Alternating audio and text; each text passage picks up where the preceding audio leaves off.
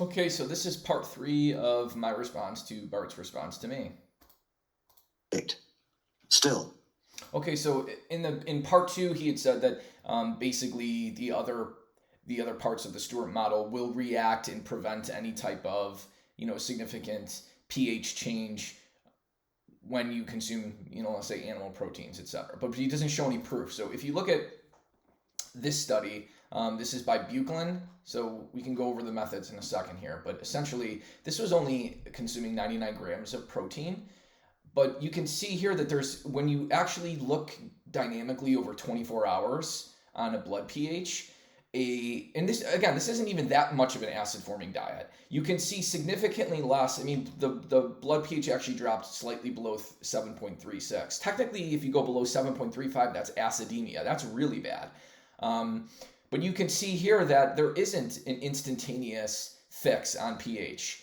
So it's not like these other levers instantly inhibit the acid load, right, that comes from animal protein. Even eating just a moderate amount of animal protein per day. I mean, nobody would really consider 99 grams of an acid forming diet of protein that significant, but it almost drops blood pH significantly below normal at 8 a.m. And so the changes in blood pH were significantly different as well from the alkaline diet versus the acid forming diet. And this is the paper here by Bucklin. It was a 4-period double crossover study investigating a diet intervention specifically focused on that acid load. They had 8 different volunteers in a 4-day metabolic preparation with 2 different types of diets. One was an acid-forming diet, one was a base-forming diet. And it showed that, the blood pH did statistically significantly change across those 24-hour period. And it also significantly increased urinary calcium excretion by 74%. And bone breakdown marker C-telepeptide significantly increased as well on the acid-forming diet. The study was a double crossover design. It was over 4 weekly sessions. Each session began with a 3-day diet preparation followed by a 1 day of investigation under the same diet. And they also administered oral calcium as well to see, if there were any changes from that perspective as well. All meals were prepared from the same batches of ingredients. The portions were carefully weighed and cooked without adding salt. And the meals were served at specific times of the day. 8 a.m., 9 a.m. on study days, 1 p.m., and 6 p.m.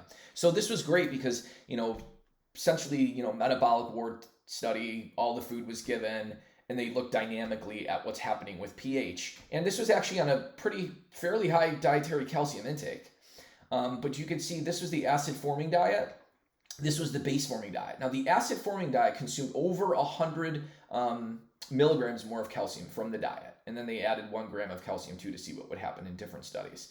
So the acid-forming diet had 184 milligrams less calcium consumed, but over 100 milligrams more came out in the urine. So this study, if you look too, we know urinary pH was obviously going to be way more acidic too. But here's the calcium excretion was much higher on the acid-forming diet, despite consuming 184 milligrams less of calcium in the diet. So calcium balance was much worse on the acid-forming diet. Now, typically, by the bioavailability of dietary calcium is about 35%, but then you secrete a lot of that as well and lose, some of that as well out in the stool. So even though you absorb 35%, you also, the gut is secreting out and you lose a lot through the stool.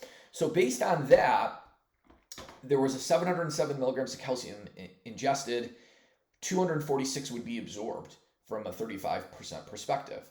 So, and then 105 would have been secreted out in the stool. So total loss of calcium would have been 364 milligrams if we're assuming the dietary calcium absorption was 35%, which it typically is. So that means only 246 would have been absorbed. So they would have been in significant negative calcium balance, even if 50% of the dietary calcium was absorbed, which you typically never see. That's only 352 milligrams, still putting them in negative calcium balance. So this is another study, metabolic ward type study, where all foods were given, showing essentially negative calcium balance, increases in bone breakdown markers, significantly increases urinary calcium excretion as well by 74% on the acid-forming diet. So again, he's just saying words without actually looking at the studies. He's also going to start talking about sulfuric acid soon. That'll be... Well, I already covered in another video that you went back 3 years and nitpicked me saying sulfuric acid, when the previous video before that I had stated that sulfuric acid actually exists as sulfate in the hydronium ions. And I can always tap my publication, which was published in 2021, right? 3 years before you even started attacking my videos, to show that I published that sulfuric acid actually exists as sulfate anions and hydrogen ions, right?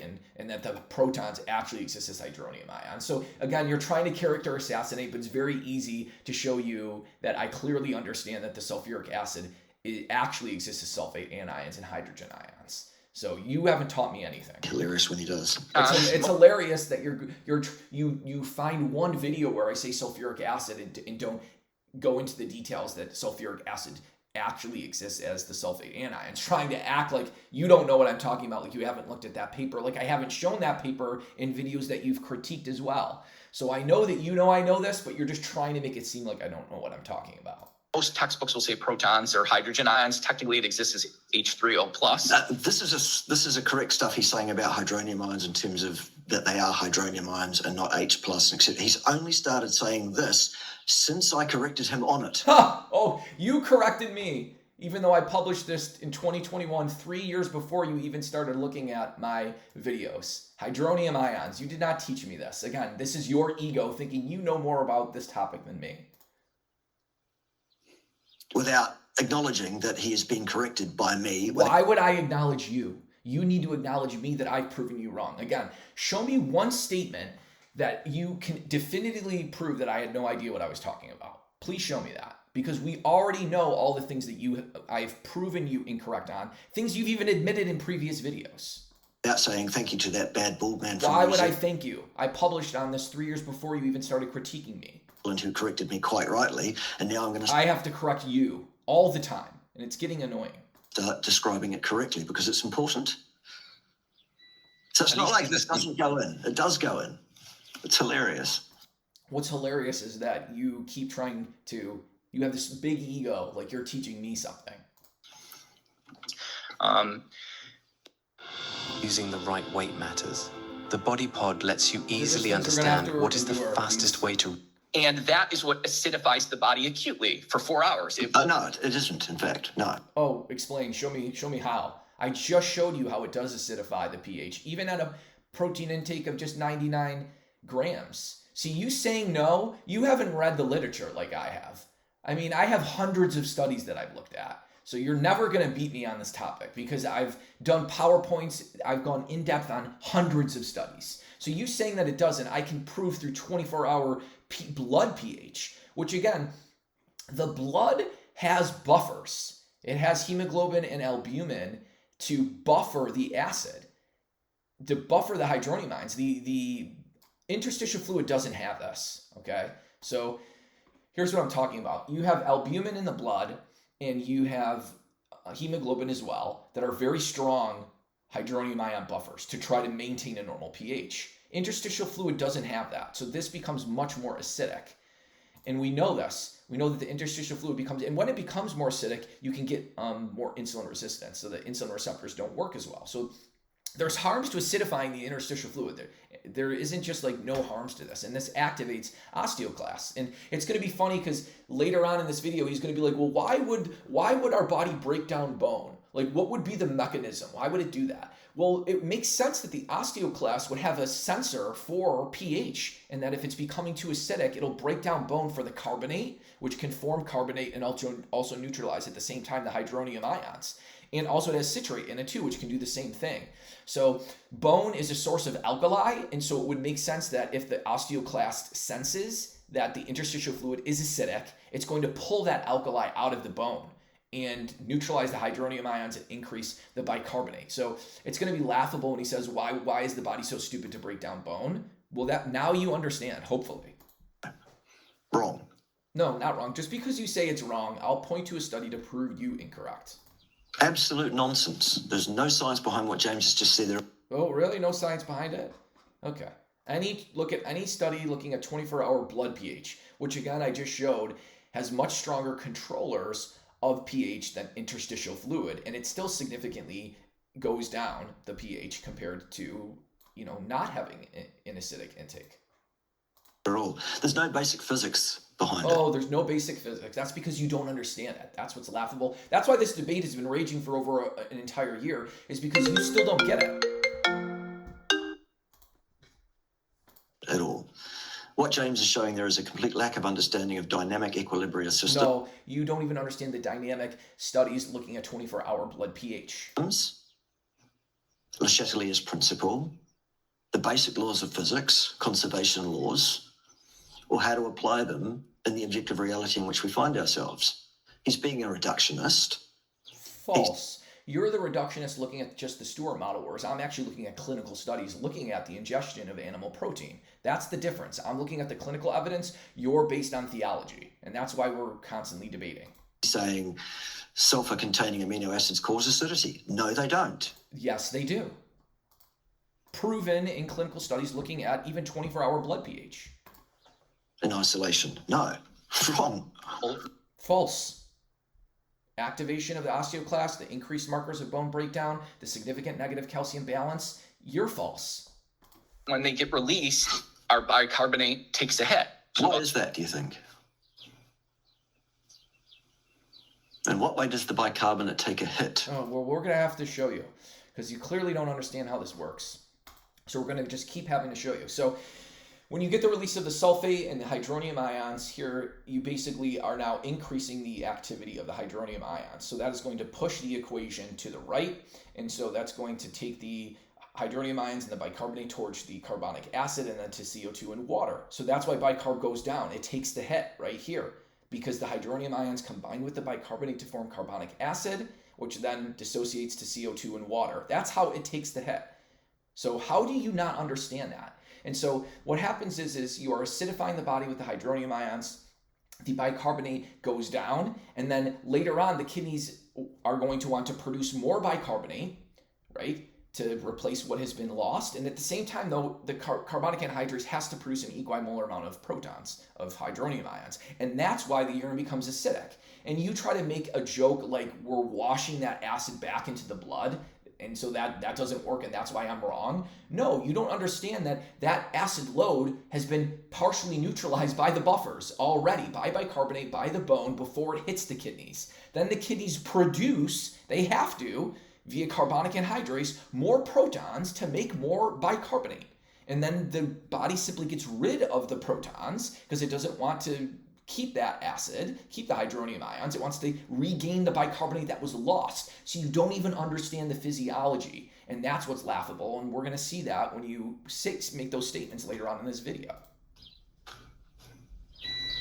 What's the mechanism there, James? I just showed it to you, and I'm not going to cover it again. You need to go back and understand and learn this topic. Something that he could explain to me because I'm so stupid. If God, you actually grow... I hope you can understand that. I mean, nothing gets simpler than this diagram right here. So if you can't understand it, that's your fault. ...sit and come in front of me to explain to me how it is that I'm so stupid that I don't get that. Well, I just did. 70 to 80% of those hydronium ions that get released, they get neutralized by our own bicarbonate. So our bicarbonate... No, they don't, in fact. How do they not? Have you looked at the 24-hour bicarbonate levels? Because they do go down after consumption of animal protein, which is why the pH also goes down. Get neutralized by bicarbonate. That's not what bicarbonate does. Yeah, that is what it does. It combines with the hydronium ions right here. Hydronium ions combining with the bicarbonate to form carbonic acid, which dissociates to CO2 and water. Nice try. No, you're not fooling me. You might fool people by you just saying these things, but you're not going to fool me. Down, and then the remaining can get into the interstitial fluid and acidify. The other thing that James is... See, this is what happens. So the liver oxidizes the sulfur-containing amino acids. Only cysteine gets oxidized to the negatively charged sulfate. Methionine converts to cysteine. So it's both cysteine and methionine contributing to the acid load.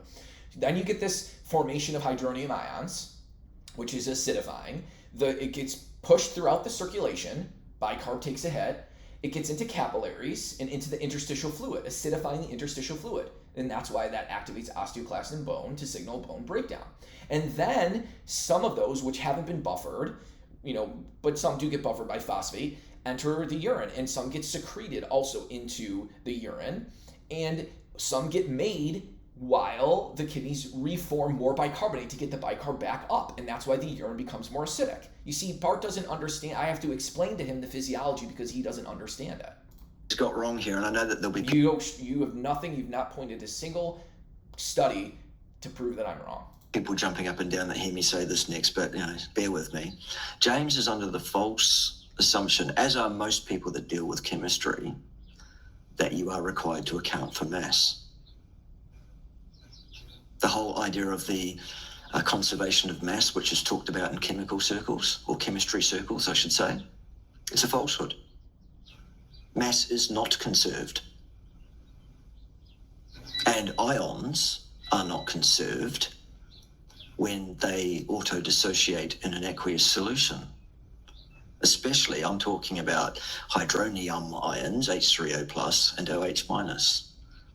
These things exist in fluid for a period of time which is demonstrably shorter than 10 to the negative 6 seconds. See, he's a reductionist. He's looking at how long this is. How long does the acid load actually occur? That's what we care about. How long are these hydronium ions suppressing the pH after a meal? That's all we care about. We don't care about the quote unquote millisecond that each one exists, right, due to this dynamic equilibrium. So he's shifting the goalpost again, and he's not understanding. He can't see the forest through the trees. Each.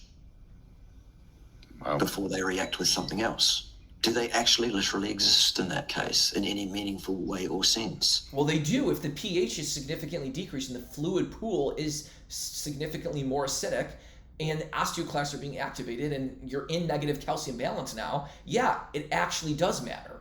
That's what you don't understand. You're so reductionist and wanting to look at the milliseconds that quote unquote they exist at. Look at the actual clinical harms in the human studies. We're done. I did not know that. The pH value that you will get from a pH meter is not a value of the concentration of anything. Watch how butter affects love handles. The reason butter is called butter, it measures the activity of that ion. Its flux rate. Regardless, does the blood and interstitial fluid become more acidic upon consuming a high amount of animal protein without offsetting it with some type of base? Yes. So this is meaningless. This is just waste of our time. Its turnover rate in that dynamic equilibrium system. Every day's a learning day. Yep. Every day is a learning day. You're going to learn something that's not important on his channel, and you're going to actually learn something that's important from the clinical studies on my channel. It is, unless you're James de Nicolantonio and you already know everything whatsoever. Well, apparently a lot more than you. Apparently, anybody understands that ammonia exists in the body, but you don't. In which case, you don't learn a damn thing. Or if you do, you appropriate it into your speech patterns, talking about hydronium ions here, and don't credit the guy that corrected you on it because you. Oh yeah, you're the one that published that paper in 2021 about hydronium ions, right?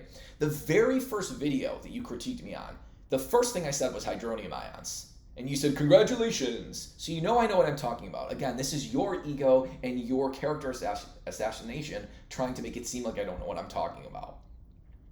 And we can pull anyone, go to Bart's YouTube, go down to the very first video that he critiqued me on an acid-base balance. And essentially, it's like the second thing that I say. I say the acid is the hydrogen ion, but it actually exists as the hydronium ion. And I did a video screenshotting it too before and playing it. And I know he watched that video. So for him to still keep saying that he's the one that taught me this clearly goes to show you that he's just trying to character assassinate me and make it seem like he's smarter than he is.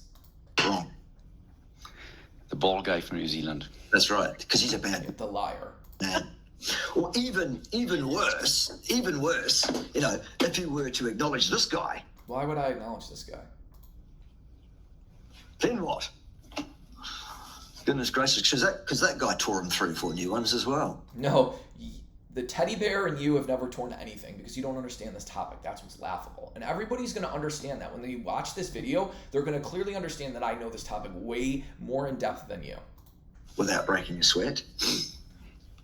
Anyway, James is winning friends and influencing people everywhere. Interstitial fluid surrounding the bone and activating osteoclasts. And that's what breaks down bone. And that's why you see an increase in calcium loss. Okay, so the mechanism that James is now proposing is that this increase in acidity, so-called, which does not occur meaningfully at all. How do you know? You saying that over and over again does not make it true. If there wasn't a meaningful acidity, there wouldn't be a meaningful increase in bone breakdown markers, a meaningful decrease in bone formation markers, a meaningful throwing someone from positive calcium balance into negative calcium balance, which I've covered many of those studies in previous videos from the clinical studies, and you never responded to that. So you just saying that's not meaningful doesn't make it true. Actually, because homeostasis is still a thing and the pH is still contained. Just using the word homeostasis as if there's no potential negative adaptive mechanisms is just silly. Like, the body is perfect. It can maintain homeostasis no matter what. And there's no harms from adaptive changes to maintain that homeostasis. That's what you clearly don't understand. Within a physiologically acceptable range at all times still. So this false acidity that he's... What's physiologically acceptable? How do you know that just because you're within the quote-unquote normal range, that is not enough to be lower in the interstitial fluid and be activating osteoclast to break down bone? You don't. So again, you're making stuff up that you can't support. About, he says, activates osteoclasts, which are a class of cells that break down bones. Okay, why would the body do that? I already explained to you why that already would do that. Because there's sensors on the osteoclast for the pH, which would make sense if the body becomes acidic. Hopefully a certain cell would be able to sense that and then counteract that. And so the bone contains a lot of carbonate and citrate to offset the hydronium ions, neutralize them, and help bring back up the bicarbonate level. This is precisely why, actually, you can be in low-grade metabolic acidosis and not have a significantly low bicarbonate level, because the bone is breaking down and trying to maintain homeostasis, the bicarb level. So you look and you say, oh, the bicarb level is fairly normal, or maybe low end of normal, but it's still not out of the range. Everything's okay. No, it is not, because the body is breaking down bone to maintain that normal bicarbonate level. It's called eubicarbonemic low-grade acidosis. Go look it up, where in numerous cases, the bicarb will still be in the normal range despite low-grade metabolic acidosis happening.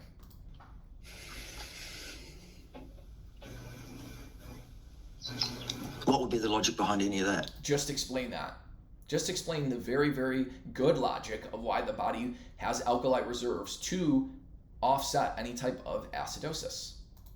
Because if the body does become acidic, it needs to have some type of mechanism to pull some type of alkali to offset the hydronium ions. So it precisely doesn't fall out of the physiological range and kill you. It does. It's pretty logical. This is all pretty logical, what I'm saying. And what you're saying isn't. It's had a long time to practice doing what it should do and not doing things it shouldn't. Exactly. Well, the lifestyle ketone production itself, we know increases osteoblasts. So we know through ketone production, through being ketogenic. Okay, but on a ketogenic diet, is your calcium balance improved? Or do you see what I'm saying? Like, it can activate osteoblasts, but on these essentially ketogenic diets, the Bellevue study was ketogenic diet, and all the high protein studies that I can show too, that I've covered before, put people in negative calcium balance. So it's clearly increasing the loss of calcium, regardless if it's trying to rebuild. You can't form calcium. It can't just because you're building more bone, you're building probably bone that's less strong because you don't have enough calcium, because you're in negative calcium balance now. So you're trying to build bone without the calcium is probably what's happening. That's a little bit speculation, but just because something activates osteoblast doesn't mean the activation of the osteoclast isn't greater and offsetting the osteoblast activation. And it's putting you, regardless if it activates osteoblasts, you're still in negative calcium balance if you're eating just a muscle meat carnivore diet.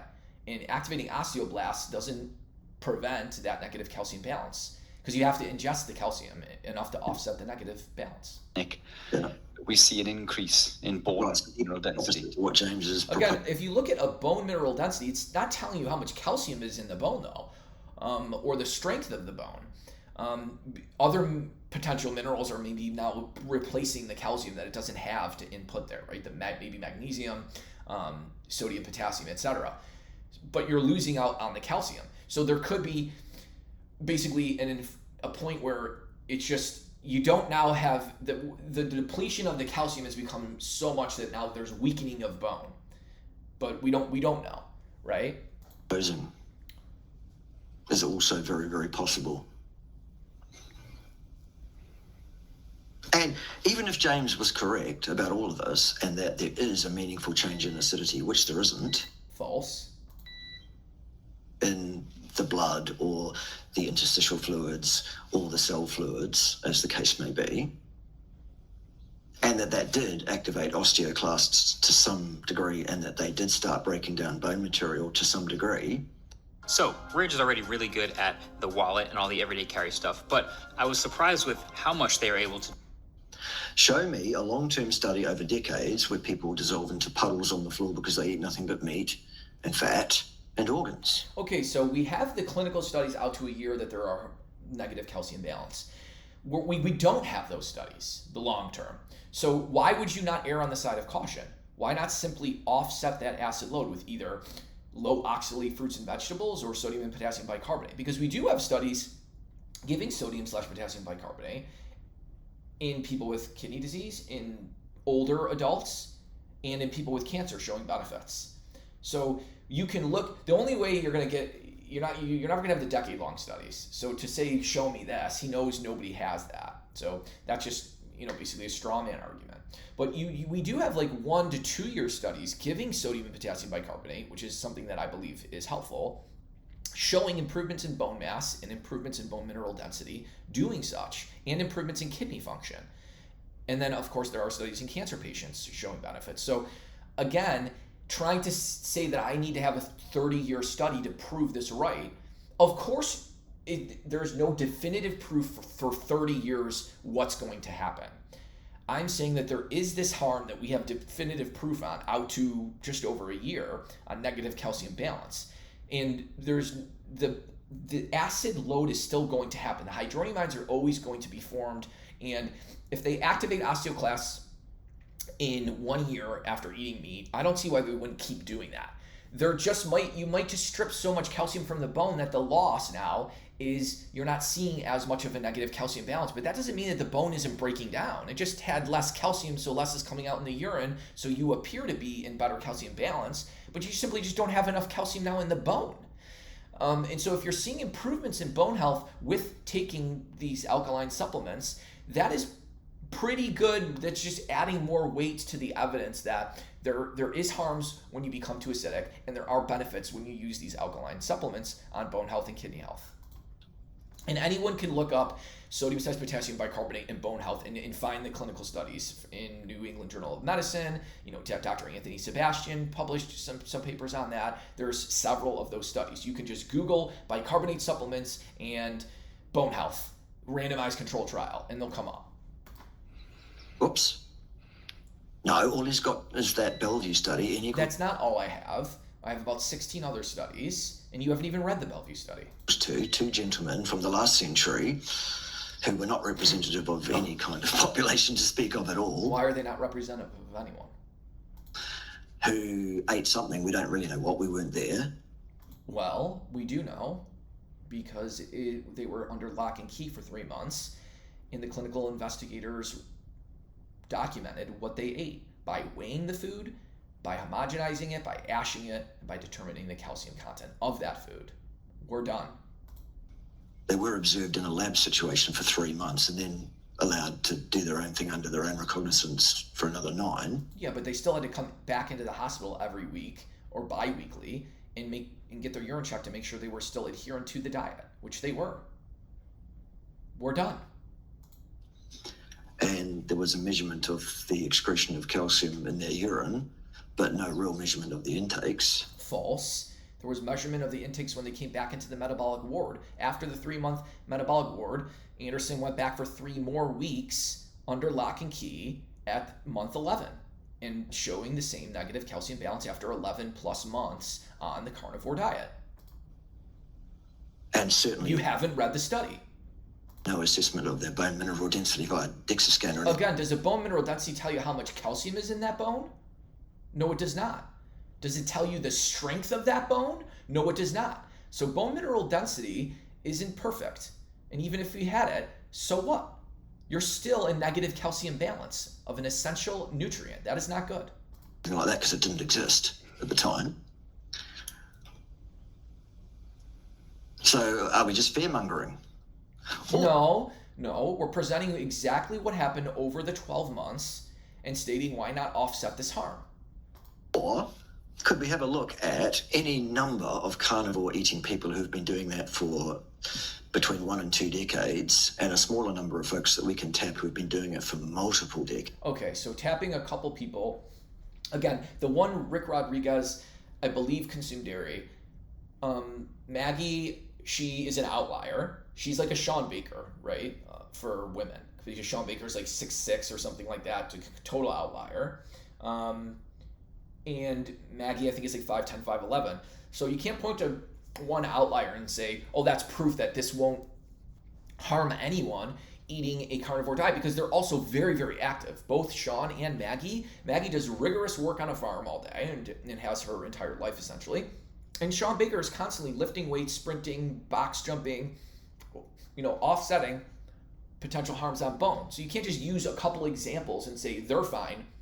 For Sean Baker's been on carnivore for just under 10 years, that they're completely fine. Again, it will likely, for at least the bone issue, is going to affect women on a much greater basis than men, because men typically don't have a bone mineral density low enough to have a fragility fracture, Bart. Okay, you can look that up. This is well known. Of course, they can have a fracture, an impact fracture. I'm talking about a fragility fracture. Decades who have not dissolved into puddles on the floor. Well, why would they need to dissolve into a puddle on the floor for them to be in negative calcium balance? Again, that's just a straw man argument. Having a balanced, realistic, world-based view of this rather than a reductionist, pseudo-scientific view based on a fundamentally flawed theology. It's not fundamentally flawed. I just prove why you were wrong. You just don't understand it. Around what the physics of this even is. You don't even understand it. Because let's go back to the very most basic point of this argument. Does the body become more acidic when you eat meat? The answer is not meaningfully no. The body. According to whom, on the basis of what? Because according to the studies, the osteoclasts get activated so much it throws them in significant negative calcium balance, initially by 350 milligrams of calcium. Even if you dissolved an entire kidney stone in one day, you wouldn't even get 100 milligrams of calcium, maybe. So how would you have 350 milligrams of calcium when you're only consuming 100?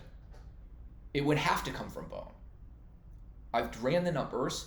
There's only 2 grams of calcium outside of bone that could even be lost without potentially killing you. And once you've used that up, that's it.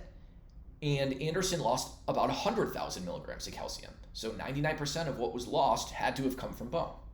It remains within the physiological pH range throughout the lifespan, irrespective of the food intakes.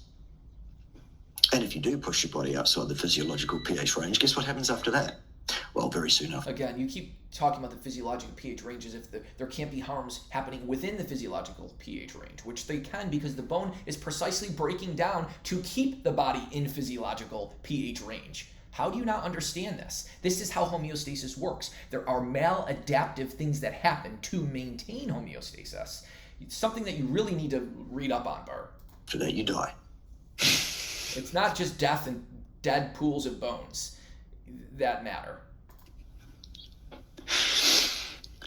The whole idea, the whole concept that James is putting forward here makes absolutely no. It only makes sense if you don't understand what I'm talking about, and you don't understand the physiology. No sense. It is utterly ridiculous from the ground up. False. I just showed you from the ground up how it fits within Stewart's model and the laws of electroneutrality. From the ground up, it's right. You just don't understand it.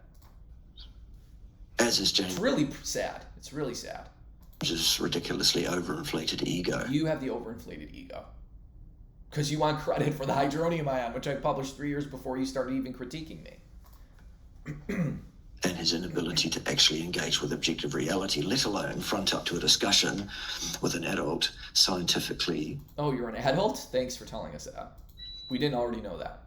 You don't act like an adult. Sound-minded individual such as myself who will actually put his Oh, you're sound-minded, right. nonsense straight. No, I'm going to put your nonsense straight. I love it. Keep doing these videos. It's just going to keep showing how much more I know about this topic and how foolish you look. It's incredible. It really is incredible. All right. What are we, halfway through? Come on, James. And if you look at the urine of any carnivore, it's going to be acidic. I've done this and tested this like. All right, so the urine of any carnivore is going to be acidic. And you don't even know where and why it becomes acidic. You don't even understand that. Says James. More perks, more value. Join the Nordy Club at Nordstrom Rack. Get more deals on your favorite. Well, number one, no, false. No, what do you mean no? It doesn't become more acidic. It goes from 7 to 5. That's 100 times more acidic.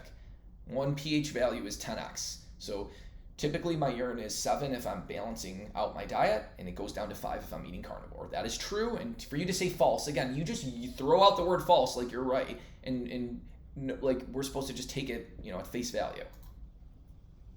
The urine varies quite widely from time to time based on all sorts of things that are going on, particularly homeostatic mechanisms, that is. And the urine is supposed to be one of the more variable fluids in terms of its pH. That's the exact lever by which we can pump ions in or out of the blood to control its pH much, much more tightly. Well, of course, it's trying to control it, right? But things take time. It takes hours for the ammonium to ramp up to be able to do this. So there's this period of time where the body is acutely more acidic, activating the oxidative class. What do you not understand about this? That's the tool by which this is achieved. So that's normal. No, it's not. It doesn't mean just because it happens doesn't mean that there's no harms. Again, something you don't understand. Maladaptive mechanisms to maintain homeostasis. There's nothing wrong. You really need to look this up. It's embarrassing. With having acidic urine from time to time, or indeed time to time, anytime you consume a high amount of animal protein, your urine will be more acidic. But you don't even know where the hydronium ions are coming from to make that urine more acidic. Ongoingly, actually. Over 5 dozen times at myself. I have a pH of 5, a urinary pH of 5. And people need to think about where's that acid coming from. Like, which acid was that? We've explained to you now 100 times, and in every single video, that when I say the acid load, I mean the hydronium ion. Why do you keep... I just don't understand how you don't understand this. James? It's annoying to all of us. Which acid? Where is this acid coming from? Great, well, let's start with which acid are we talking about? I have already told you 100 times. Because there's still only one acid to speak of in any... And you only knew that because of me, uric acid. That you're going to find in your urine. And you didn't even know that. Still uric acid. Thanks. That was because of me. Proven, which you admitted in your last video. The very stuff... So you're going to laugh, though, even though I'm the one that taught you that. Which urine is named. Urine, uric acid. It's supposed to be there. Oh, so that's supposed to mean something? Because that sounds similar? That's very scientific. It's normal. Why is my urine acidic? Well, your body... Well, because your body has homeostatic mechanisms that adjust... But there's still harms to being able to maintain homeostasis. The value of the ions in your blood. Because remember how the ions are one of those 4 control levers? That's what your kidneys do. They take care of controlling that one particular control lever so that the ionic concentrations in your blood are correct and in line with what the other 3 will be when the other mechanisms that control those 3 do their thing, such that overall the body pH is controlled within a very, very narrow range. Look, I'll give you an example of this. Yeah, but there's harms to be able to maintain a very, very narrow range, as I've already said 1,000,000 times. The pH of the blood at rest is around about 7.35. Okay. At the end of a volitionally exhausting multi-stage ramp test to exhaustion physical performance output test, the blood pH drops during that period of time precisely because of the addition of lactate to the blood. What does the blood pH get down to? 6.4? Usually. Okay, yeah, but how long does that last for? you're talking about minutes getting down to that level, and then it's done. Whereas we're talking about a low-grade acidity for hours. So using acute acidity for minutes during exercise versus hours, do you see the difference there?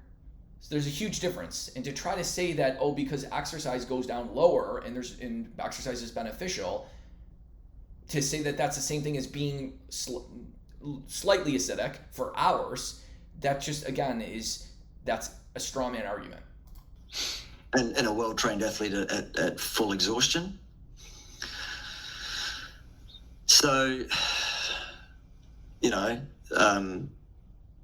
it turns out that in most individuals that the difference between complete rest and full, one of the most acidifying things you can do, i.e. exercise to full volitional exhaustion, the difference is something like... So you're right, but when you're exercising to exhaustion, again, you're doing that for a few minutes, whereas you are eating an animal protein load, which takes potentially up to 4 or 5 hours to fully digest. So there's a slow release of hydronium ions and a slow acidification over hours, and then that keeps happening. It keeps occurring as you continue to eat the next protein meal, keeping you in essentially a state of low-grade acidosis, whereas exercise, you're only in a more acidic state for a few minutes. How do you not get this? The two are not the same. 12 parts per 100 million in the blood in terms of the actual level of hydronium ions that you could say are there if you were accounting for mass and saying that they actually exist physically and that they actually are in there. 12 parts per 100 million is the difference in the entire range. It's just nonsense to suggest that this is an issue. The body controls things tightly, is what I'm saying. And what you are missing is that there are maladaptive mechanisms to be able to do that. She was acidic first. Right, keep it mobile today. You get 6 months half price. Endless data from your back to mine. It takes the hit. The bicarb takes the hit. Your bones take a hit. Okay, well, hang on. Why does the bicarb take a hit when you get acidic, James? I already told you that. The activity of the hydronium ion increasing pushes the reaction towards CO2 and water. So bicarb combines with the hydronium ion, right? Forming carbonic acid and then dissociating to CO2 and water. Bicarb levels go down when hydronium ion activity goes up. If you don't understand that, then you really don't understand acid base. Why is that still? He says it's because the bicarb is neutralizing the acid. Okay, well, what's the mechanism of that? I've already shown it to you. I'm not going to do it again. How does that work? I'm open to the discussion, James. Come to the table. Tell me all about that. Don't forget, though, I have quite a good knowledge of biochemistry before you do. Oh, really? Well, then show me a single study where humans consume a high amount of animal protein where the bicarbonate does not go down, because it will. So you don't understand this at all. So you better make sure you got it right. If you look across the 24-hour period where they're looking at bicarb, every 2 hours, it'll adjust and bone will partially offset, but it will go down. If you look, I've seen many carnivores actually clinically low on bicarb and CO2, okay? But sometimes they won't be because of the bone breakdown. And you haven't. And then actually your kidney will produce bicarbonate to get the bicarb back up. And at the same No, it produces bicarbonate because that's what it does. Well, yeah, why is it doing that? It's not going to just do that for no reason. It's going to produce more bicarb when the bicarb takes a hit from the hydronium ion release from animal proteins. But bicarbonate is still not an independently moderatable variable. It doesn't matter. You still don't understand that just because something is dependent on something else, it can still affect its own level. Of course it can. If bicarb levels go down, the kidneys can produce more to bring it back up to normal. How do you not understand that? Still a dependent variable. Who cares? Stop saying the word dependent and independent. You don't even understand it in the context of physiology. It can still enter or leave the fluid via that fluid's interaction with the environment around it, the atmosphere around it, as carbon dioxide gas, still. Still, does the bicarb level go lower on a high animal protein diet? Yes, it does. That's all that we care about, due to the increase in hydronium ions and the acidification of the fluids. That's all that matters. Time it has to produce protons through the ammoniogenesis. And it's not producing protons through it. Yes, it is. It 100% is. We can go back and look, and I can show you. I've already done that before. Let's do it again. Unbelievable. Here's the proton forming off of ammonia and protons. Do you see that? Do you understand how this works? Ammoniogenesis has been formed. Protons, hydronium ions have also been formed. Again, something I can definitively prove you incorrect on because you do not understand the physiology of how this works. We can show it here in another graph. Ammonia is being produced here. Protons, hydronium ions are being produced.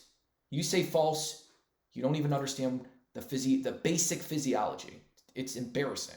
Ammoniogenesis? What the hell are you talking about? I'm talking about ammoniogenesis off of ammonium in the kidney and the formation of the protons.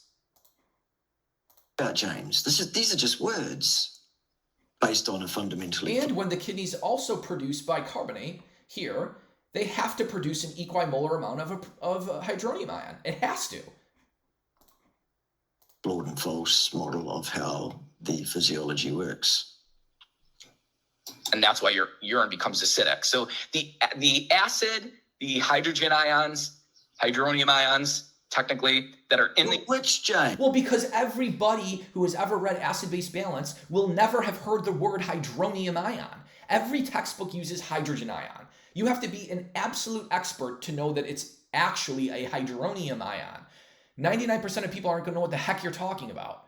So yes, first explain it as hydrogen ion, which is technically a hydronium ion. That is actually how you should do it if you're trying to explain this to a layperson or someone who has a little bit of knowledge of acid base. They would have never heard the term hydronium ion. So yeah, you probably should say proton and hydrogen ion first, so they actually understand what the heck you're even talking about.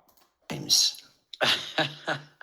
Because all three things you've just listed there are different things. Duh, which is why I went through them. One of them exists in the urine. Thanks, Bart. Well, two of them. One to a You don't even know how they get there in the urine. a very small degree and the other to an even smaller degree. The other one doesn't exist. It's really, honestly, if we debated, you would have been torn apart. So which is it? Urine actually aren't coming from what was released when you ate the animal protein. Those were mostly already neutralized. It's your kidneys actually producing it as it's breaking down gluten. Oh, right. So our kidneys are so very... Yes, our kidneys are so smart that when the hydronium ions are released and the bicarb drops, they're going to want to produce more bicarb, and an equimolar amount of protons, hydronium ions, has to occur. You don't even understand basic physiology. You don't even understand dietary acid loads. That's the problem. That's why you think you're right, because you have Dunning-Kruger. You don't understand it, and that's why now you should understand why you're wrong. This should eventually, if you do get it, if the light bulb goes off, it should be pretty embarrassing for you. Stupid. After the entire period of evolution hitherto to this point, they are so inane, are our kidneys and their design, that they produce some kind of acid, which somehow, even though it's produced in the kidneys just before being excreted in the urine, that somehow has an effect on our bones. Again, because you don't understand it. The hydronium ions have already hit the bones before it hits the urine. Again, this is why you're so angry, because you don't understand what the heck you're even talking about. Were you aware of the means by which the urine in the bladder is flushed back through the skeletal structure before it's... Right, this is the problem. You think that it needs to be flushed back through the system because you don't even get what is happening. Treated, Richard, or it's really embarrassing for you. That's something that James has made up. Fasting versus fasting with Prolon. Fasting with Prolon. Yeah, I think I'm familiar with, that's for certain. Yeah. I mean, you know something about physiology, don't you? Well, probably more than you, Bart. Have I missed this? Well, I've just explained to you how you've missed it. How is it? Maybe we're missing a trick. You are, exactly. At least Richard's open to maybe we're missing the trick. But maybe we are. Let's give You are, not maybe. James the benefit of the doubt, if there was any. To form ammonium. I know it's kind of complicated, but That really isn't, James. No, it really is complicated. The human body is extremely complicated, and to say that it's not goes to show your lack of understanding of physiology. When you understand it, which unfortunately you don't. Which unfortunately you don't. It's sad. if you want to know if you are in a low-grade acidosis state, which is a thing, remember, that you made up and defined? No, I did not make up. This is a field of research that has been going on for over 100 years. I did not make this up. This is not something that I invented. Again, another false statement. And? Yep. If your urinary pH is 6 or less, and you're consuming that type of meal consistently every 4 hours, then you're... What about if your pH of urine is 6 and you're not consuming a meal of that kind? Is it still true then? Well, it depends on what's causing that. Depends on what's causing the urine to be acidic. If it's not due to an animal protein diet, a high animal protein diet, then maybe not. Because now he's about to tell us that if your pH is below 6, you're acidic, and that's a problem, definitely. Potentially. I hope people are starting to see how ridiculous this boy is. I think everyone now understands how ridiculous you are. He sounds feasible when he talks. So do you. You sound feasible to the untrained eye. To the untrained, great, unwashed masses, I guess. This is why he won't sit down with me, someone who is trained. Yeah, this is why. You wouldn't even understand if we sat down what I was talking about. And if you don't understand it, how would we even have a logical discussion? And someone who can think on his feet and can challenge this nonsense. Well, you're going to have to think on your feet because you definitely don't, or you're not coming from a basis of understanding. This is why he won't do it, Richard. No, false. I'm not going to debate someone that has no idea of the basic underlying physiology of this. Once you understand it, come back to me. It's a shame. I know. It really is a shame. But I will try. Constantly releasing Go on. hydronium ions and acidifying the body. And so how is releasing hydronium ions acidifying the body when we're releasing them to the urine for passing out? Oh my gosh. Again, they form when the sulfate is released. When you, in the liver, when the sulfur-containing amino acids get oxidized, you are dumping negatively charged sulfates and you're producing 2 hydronium ions. The electroneutrality needs to be maintained. I have covered this many times in videos you have critiqued. So clearly you are not even trying to digest what I'm saying. Of the body. If anything, wouldn't that reduce the load by the very virtue of... Well, yeah, if they weren't being formed along with the sulfate in the body, sure. If you're just releasing them out in the urine, did I say you're just releasing them out in the urine? No, I did not. Excreting it? i.e. the exact point of doing it? Or is that too logical again? No, it doesn't make sense what you're saying at all. I wish I wasn't so confused, Richard. I wish I was... we all do. But hopefully when you watch this, hopefully you're not confused. I wish I wasn't so stupid. Oh my God, so do I. I wish I knew everything about this like James does. Well, you would understand If only. that. some people be like, this makes no sense. This sounds voodoo. That's right. Some people do say it makes no sense. Exactly. People who don't understand the basic physiology like you. So I wonder why. People that don't understand. But if you look at the clinical the clinical studies. There you go. That's why I'm wrong, Richard. It's the clinical studies that... Well, yeah, that's what's going to show you what's going on when humans consume high animal protein diets. So here's the pinned tweet. Here's what I said, that what basically, high animal protein carnivore diets have been shown to cause in clinical studies. Increased urinary calcium without a compensatory increase in absorption, negative calcium balance, increased bone breakdown, decreased bone formation, decreased vitamin D activation, and increased propensity of uric acid and oxalate kidney stones. And then I covered the mechanisms of how this is happening. I mean, you for you to still not understand that this is the acid, I mean, it's been put on my pinned tweet here, going in through how, wild meat and how meat that is fresh has more bicarbonate. Then I go into the balance studies from the Lennon and Lemon group, showing that if you are excreting 40 milliequivalents or higher, that half the population will be retaining some of those hydronium ions, but very much so at like 90 to 100 milliequivalents, where your pH would be at about 6. So definitely here, they show basically in the balance studies the retention of that.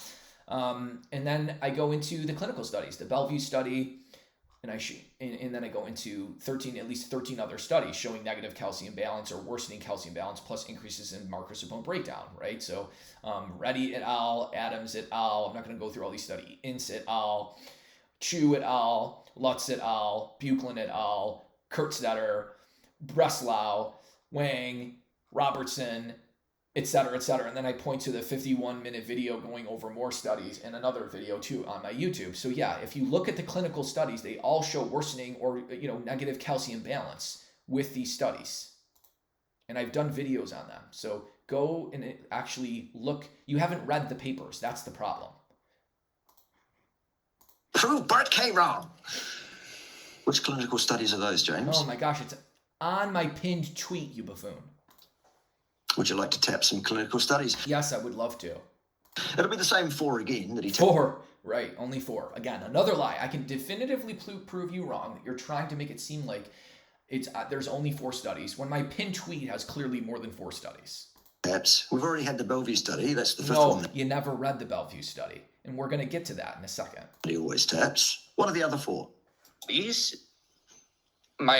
a pin tweet I have on Twitter, but I published a review paper too on this. Oh, well, you've published a review. That must be... No, just because I published a review, don't try to focus on that. Focus on the other papers that I've shown and gone through on the pin tweet or in the YouTube videos. Correct then. Get more for less with Tim Hortons $1, $2, $3 menu. Order any size beverage.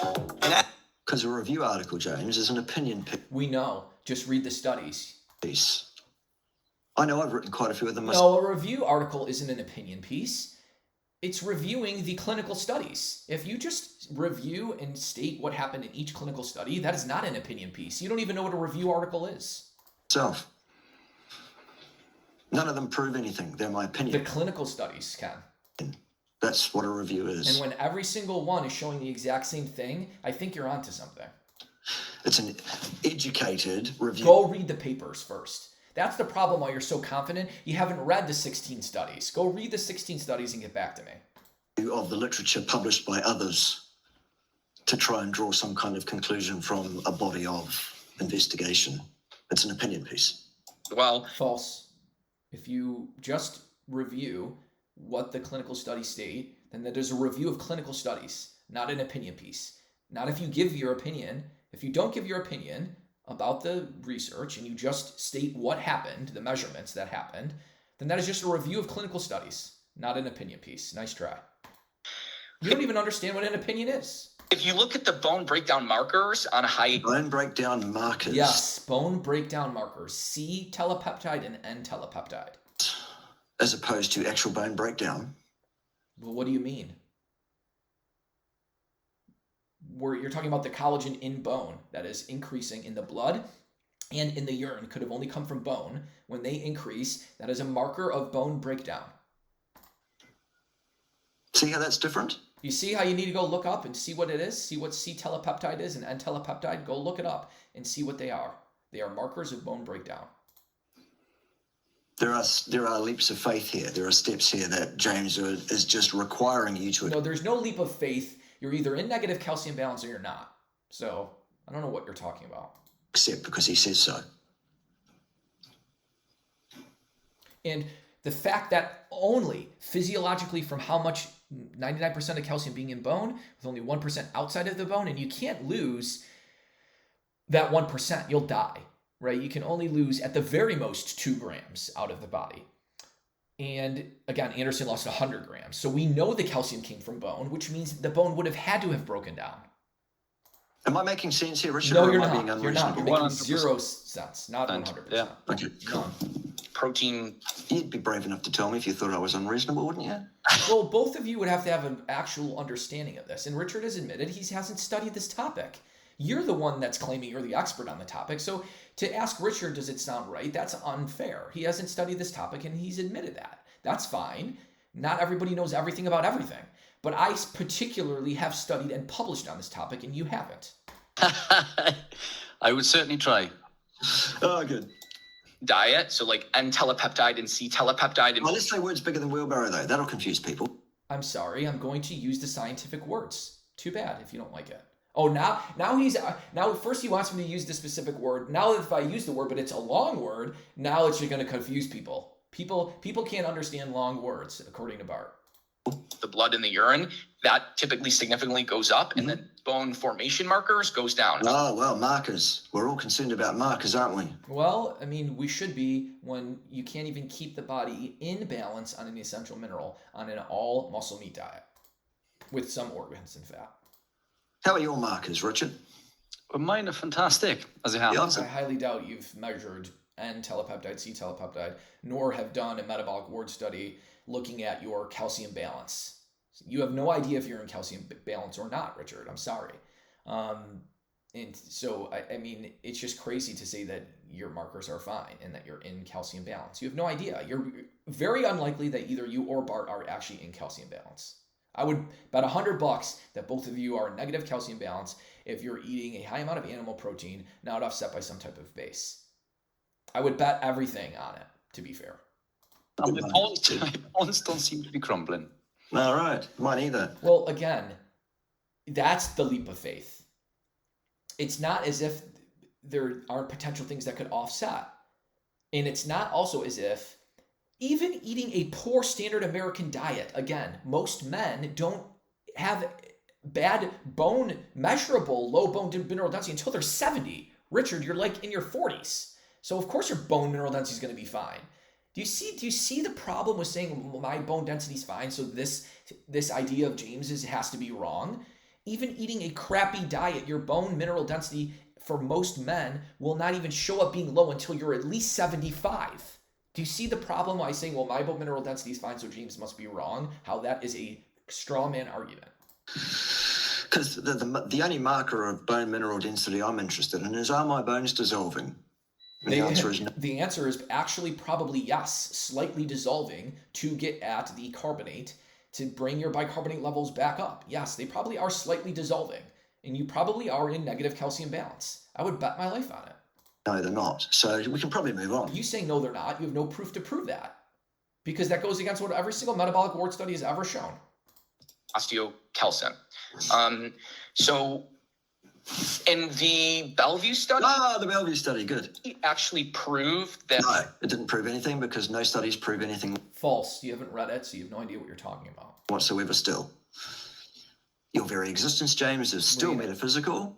Proof is the completely wrong word to be using when you're talking about scientific literature. It's an inference. And it's an inference by... Well, here's the thing. If you're either, again, in positive balance or not, you can actually measure the calcium in food and measure the calcium coming out in the stool, the urine, and the sweat. And you can definitively know if somebody is in calcium balance or not by doing so. So actually, it can prove if someone is in balance or not. For sure. 100%. Based on 2 and only... No, not 2 and not only 2. 16 studies. 2 gentlemen from the last century who lived in a lab situation for about 3 months where some degree of observation under pretty poor... Some degree of observation? They were under lock and key. You're trying to downplay now a metabolic ward study. Discipline was indeed undertaken, and some measurements of urinary excretion of calcium were also undertaken, all of which leads me to the grand old conclusion of, so what? Got anything else? I know. Well, we've already discussed the so what. If you still don't understand why this could be potentially an issue, that's on you. He's got 4 other studies that he loves too. I wonder if he's going to tap them today. I'll tap 14 other studies. So Anderson and Stephenson were on a muscle meat carnivore diet. Right, so N equals 2. Awesome. No, N equals hundreds. It wasn't a super high protein. It was about 125 grams of protein, but about 225 grams of fat. Mm-hmm. So it was a more higher fat, moderate animal protein. Mm-hmm. And they did calcium balances for Anderson. How did they do that? Because to get a balance, you have to accurately measure the intakes and the excretion. They did. You didn't read the study, and I'm about to prove you wrong again.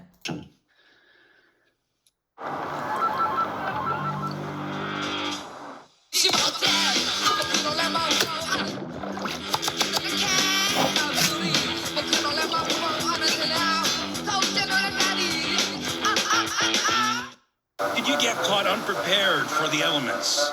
You need the Bearskin Tactical Hoodie 4. How did they get the measurements of what was consumed in barn? Did they? Well, what they did is they said, oh, well, this is about how much meat has been consumed, and they made some attempt at weighing it, etc. And they estimated how much calcium that would be on the basis of their understanding. False. They did not estimate it. See, this is where I can definitively prove you wrong again. So let's go into the Bellevue study. Let's actually go to what the Bellevue study stated. 2 Arctic explorers lived for 1 year on a diet consisting exclusively of meat, as described in a previous communication. In order to analyze their diet, we duplicated as nearly as possible. So what they did was splitting the animal in half, they carved one piece out for them to eat and carved the nearly identical other piece out.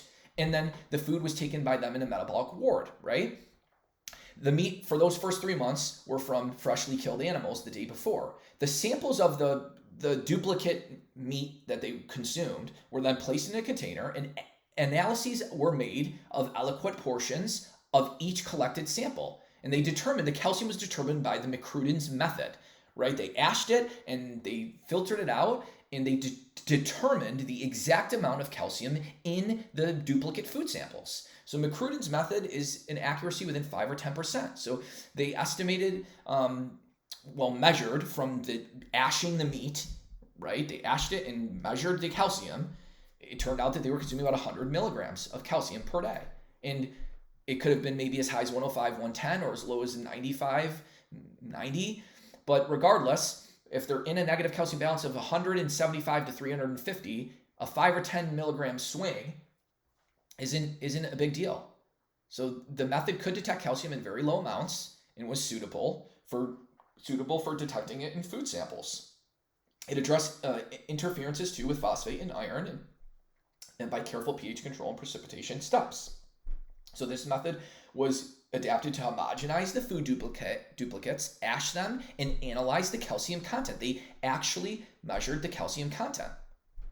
This is the method, this is McCruden's method for determining calcium. They ash the sample, you precipitate it, you digest it, filtrate it, etc., weigh it and correct it, and emphasize you run duplicates to ensure consistency. So you haven't even read the study. You don't even know how. They didn't estimate the calcium intake. They duplicated the meat that was consumed, and they ashed it and measured the calcium. Okay? Again, I can definitively prove you wrong, that you have no idea what you're talking about and that you've never even read the Bellevue study. Understanding of how much calcium might have been in that meat. False, not might have been. That was in the meat, you buffoon. Did they actually measure it? Yes, they did. Via the McCruden's method, per the actual documentation from the publications. No. Yes, see? See how this guy is wrong? Just definitively lying up here. It's ridiculous. They have no idea how much those people... They have, within a 5 or 10% accuracy, idea of how much calcium was in that food. Those 2 gentlemen absolutely did, in fact, take it in. You see how this guy's a complete charlatan? And even if they did do that, and even if there was a negative balance over 3 months of observation or even 12 months of pseudo-observation, the answer still remains exactly the same from me, which is, so what? Well, just because you say so what doesn't mean that all of us aren't concerned just because you say oh what. You say oh what doesn't mean anything, because you don't even understand the physiology of this, let alone you didn't even read the paper, and if you did, you can't even understand what it's saying. Because actually, in terms of health, what I'm interested in is what happens over multiple decades. Well, we will never have those studies, so we have to make some type of logical inferences and conclusions. I'm going to stop here because this is a great point to stop at, that he's never even read the Bellevue study. To which I can point